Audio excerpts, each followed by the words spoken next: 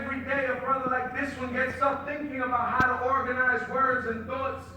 Not necessarily putting them down on paper, but grabbing a microphone, and instead of using a gun, which he once would have, he now uses a microphone to get those words and those thoughts of consciousness, critical consciousness, making you think. Trying to pierce deep and hit you not only in the mind, but most importantly in that heart, because at the end of the day, that is all that we have. And I continue to think, when these people talk about forgiveness at 13, 14 years of age, was it easy to forgive? I continue thinking about being arrested at 14 and 16, assault charges. Why? Because I had a hot temper.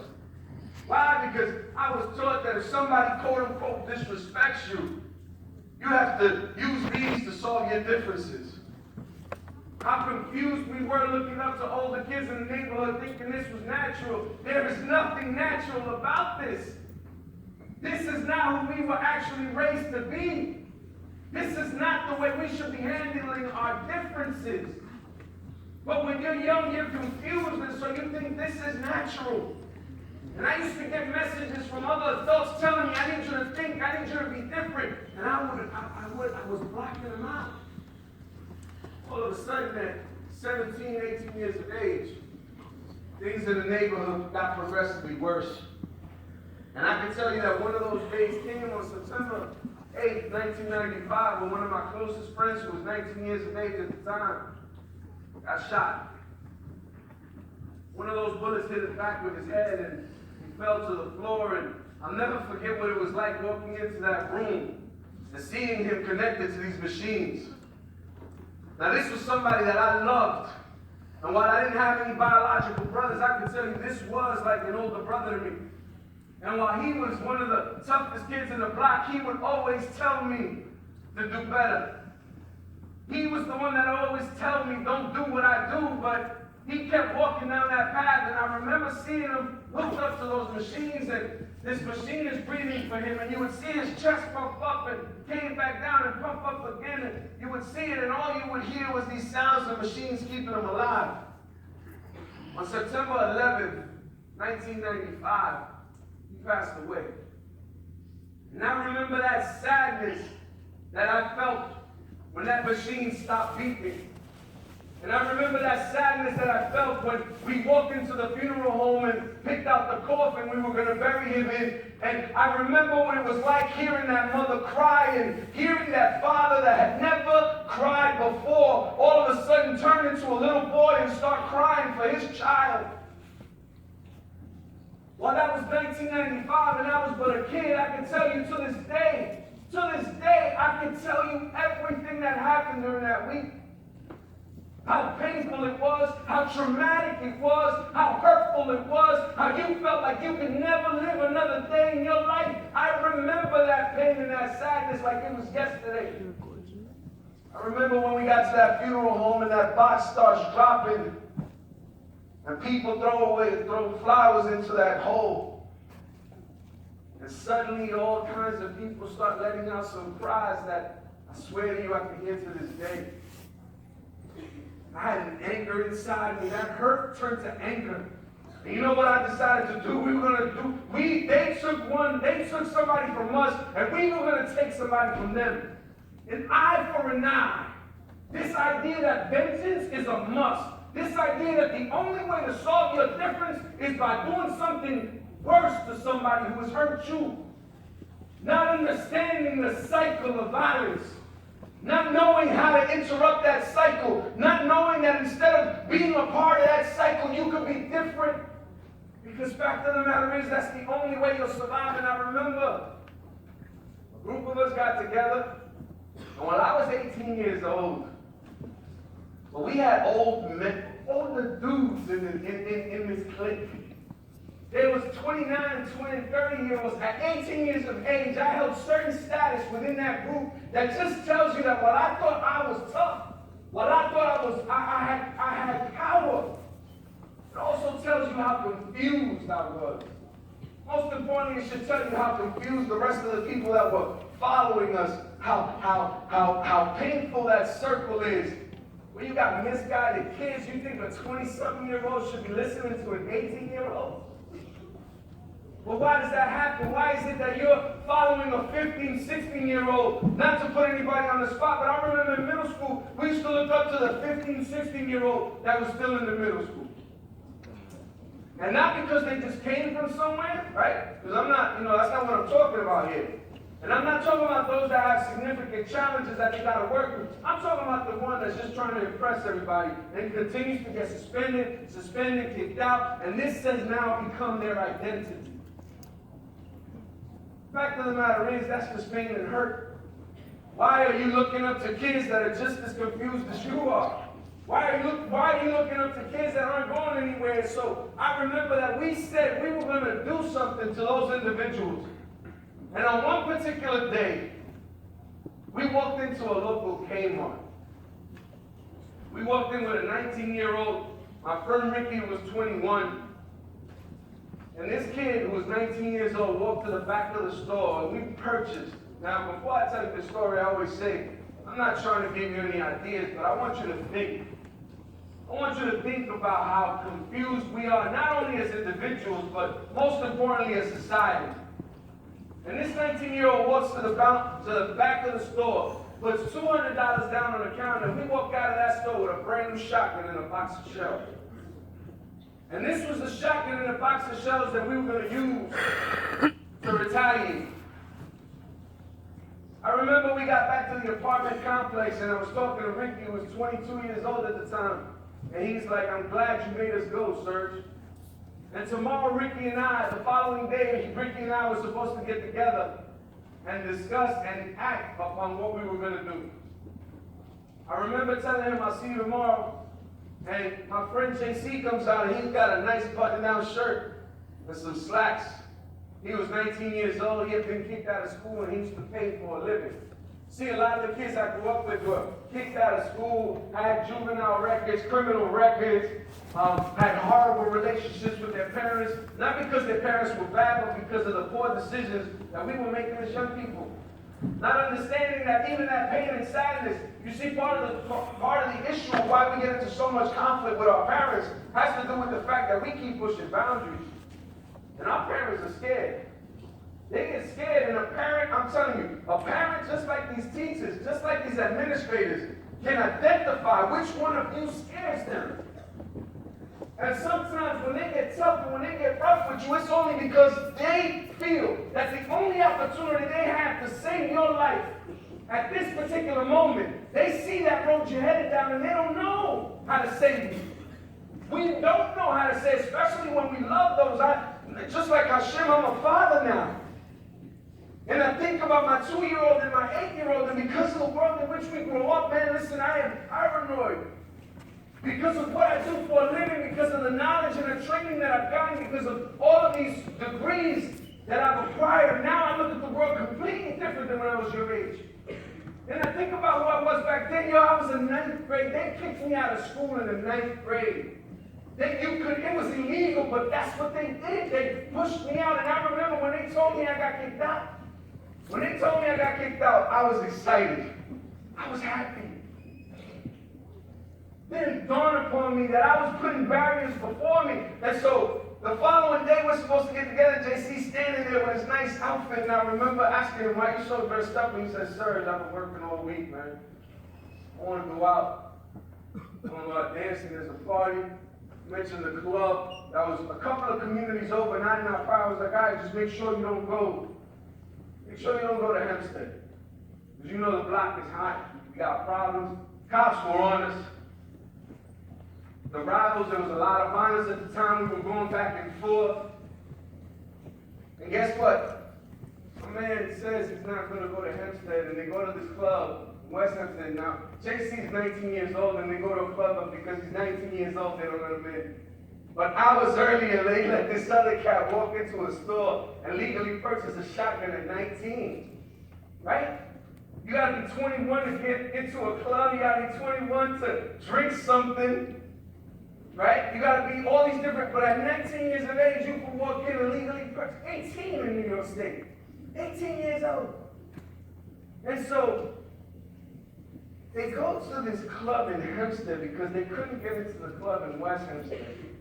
And as they're walking towards the front of a car, my man Ricky had left the shotgun in the car because he didn't want to take it inside his house because his parents were there. And as they're walking towards the front of a car, there were 4 girls and 4 guys, and a van in a car pulled up, and these dudes jump out and start jumping. And Ricky remembers he has a brand new shotgun in the car.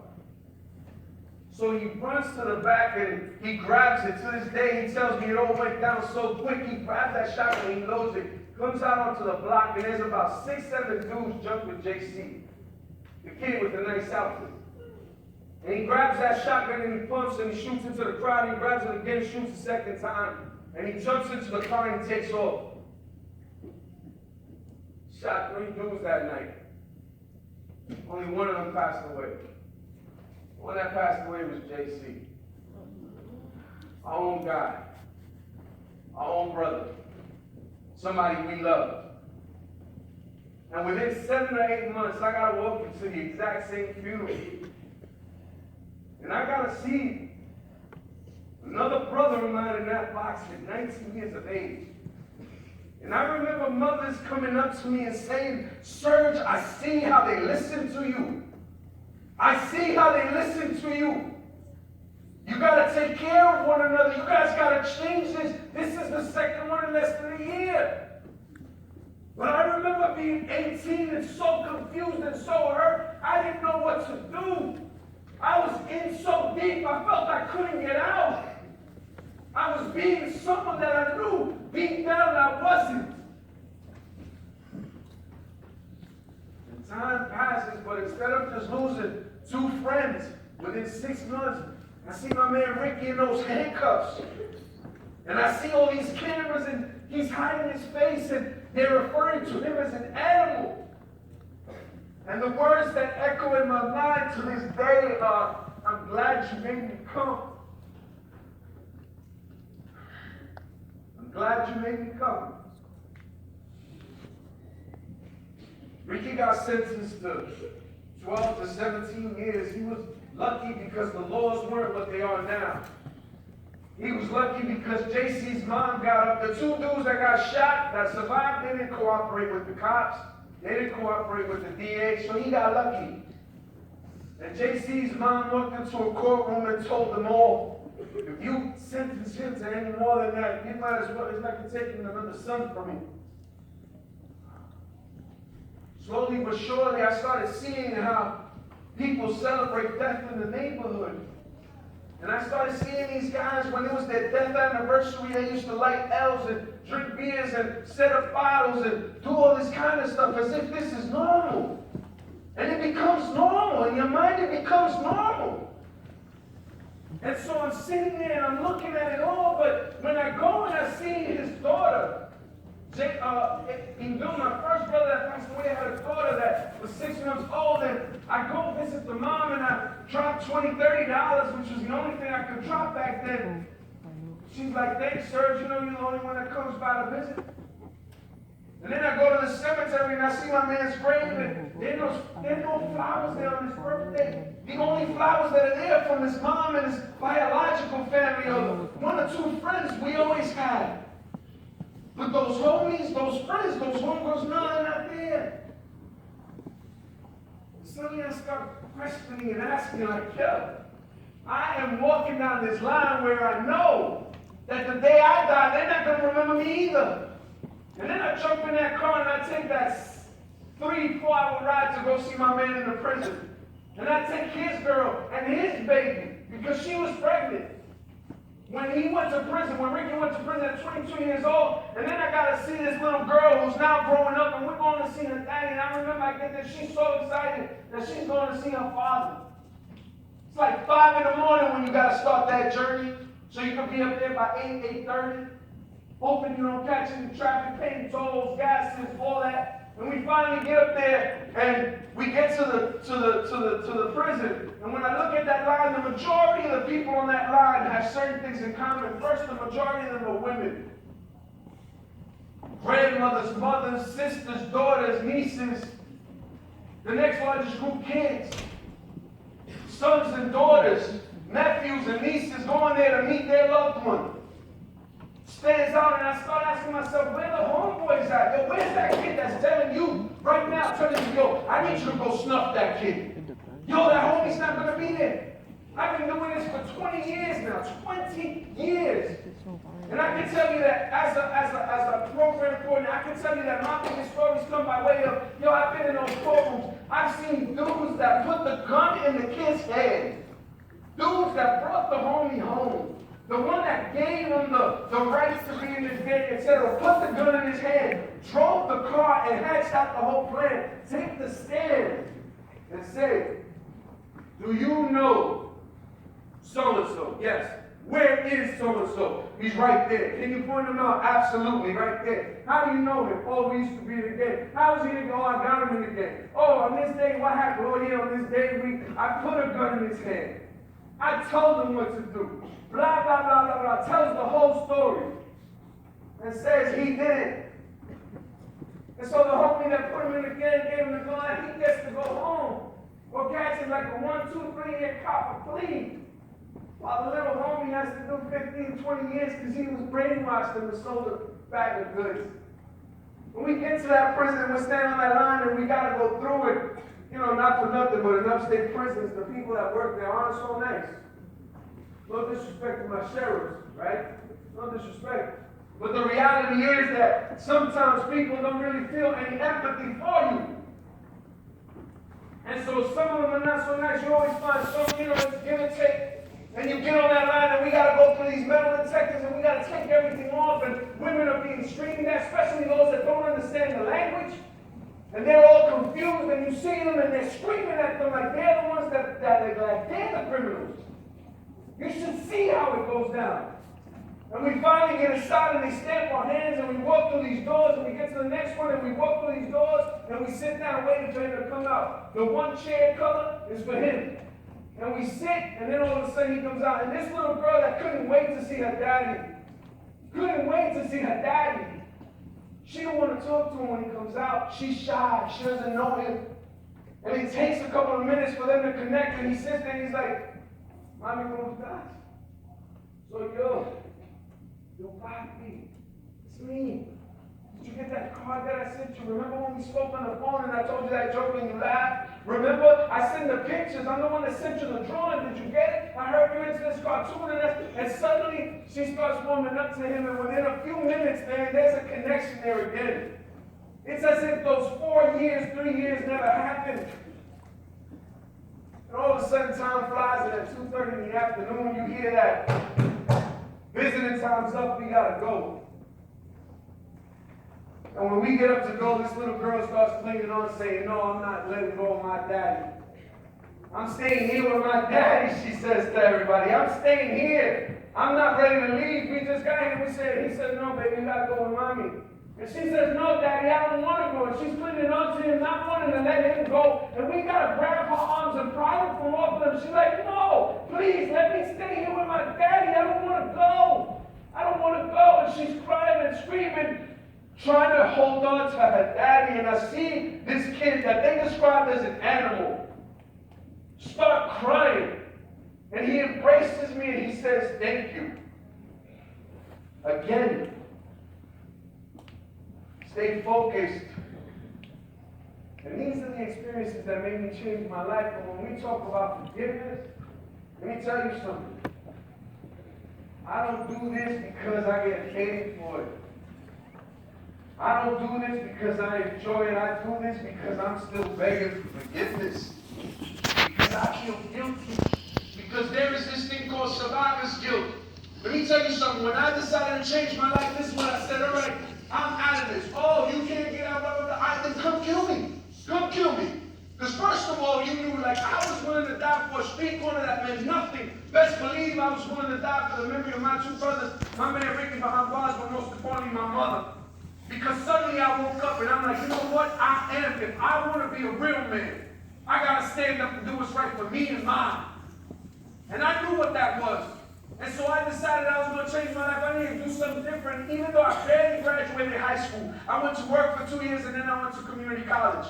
And I was a criminal justice major. And all of a sudden I became an honor student. And I went to Hofstra University where I got my bachelor's in sociology, and I started learning about society. So now I know about criminal justice. I know a little bit about sociology, and then all of a sudden, I said I want to get my master's, and I went to social work school. And I became a social worker. And along the ways, I started an organization called Strong, struggling to reunite our new generation. And I met these brothers. And day in and day out, we get up and we start saving the lives of stories. So while it's me and Hashim here, and Brother Stephen McDonald isn't here anymore, best believe that there are thousands of stories that we tell every single day of kids that we meet. This year, I lost 2 kids.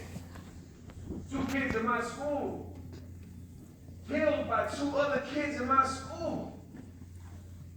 And day in and day out, my comrades get up, and I know it's hard.